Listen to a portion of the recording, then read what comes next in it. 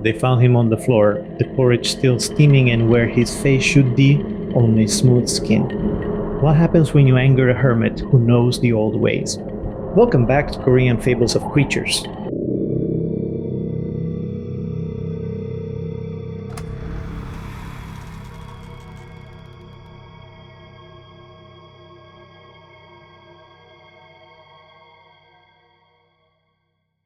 Today we're diving into one of Korea's most chilling ghost stories, the faceless egghead ghost of Tapsak Valley.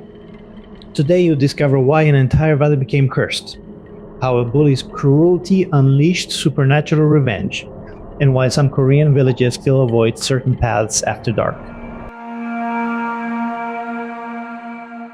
Picture this: Tapsak Valley, centuries ago. Mist clings to pine trees, and tucked away in a tiny thatched hut lives an elderly scholar.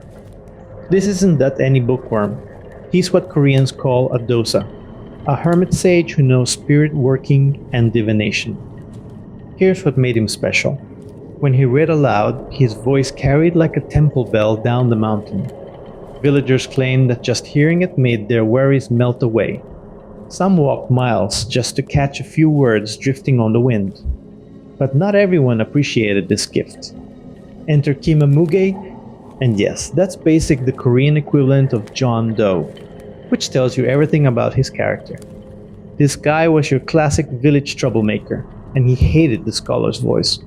Maybe it reminded him of everything he wasn't: peaceful, wise, respected. One morning something snapped. Kim stormed up that mountain path, pounded on the scholar's door, and shoved his way inside.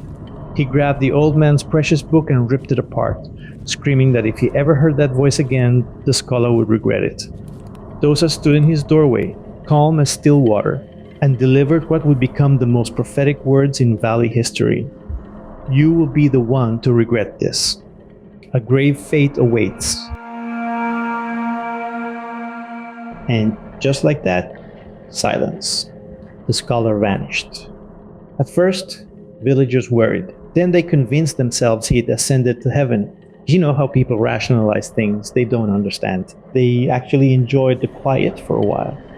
But the valley itself began to change. Clear skies would suddenly dim without warning.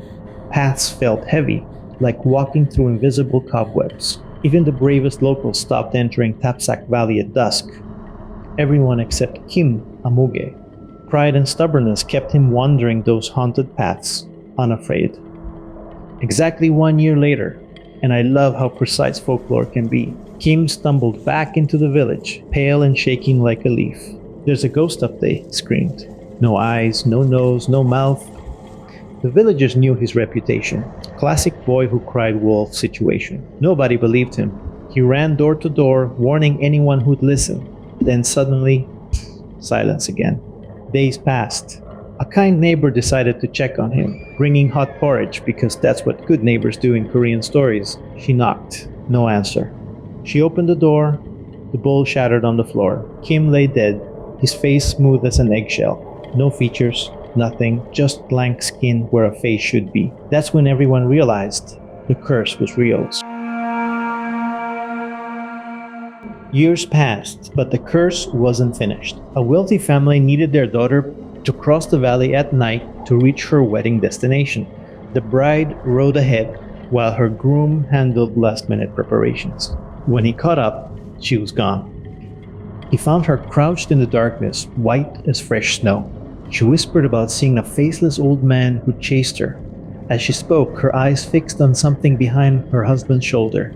"Husband, behind you." There it was, the faceless ghost advancing in complete silence. They fled through the night, legs shaking, lungs burning. At dawn, they reached safety, or so they thought. The groom's father dismissed their story as wedding jitters and exhaustion. "Nonsense," he snapped. But when the groom insisted it was real, both newlyweds collapsed. Days later, they were found dead, faces wiped completely clean. The father, who'd been the first to see their blank faces, lost his mind. He wandered the streets muttering egg ghost, over and over. The last recorded encounter happened to a young merchant returning late from the market. He took the Reach Road, supposedly safer route through Tapsak Valley. But as darkness fell unnaturally fast, those old warnings echoed in his mind. The path felt like wading through sand. Leaves whispered like hidden watchers. Then he spotted what looked like salvation. An elderly couple walking hand in hand. "Don't go that way," he called out. "That's where the ghost appears." They turned toward him, and relief flooded through him until they glided past without a single footstep, silent as fog. When he called out again, they turned their heads. Their faces were polished eggshells, completely blank. He ran home so blindly he lost everything: his pack, his way, and ultimately his life. Within days he couldn't open his mouth, couldn't breathe, and when he looked in the mirror, he could see his face was gone. Another faceless corpse.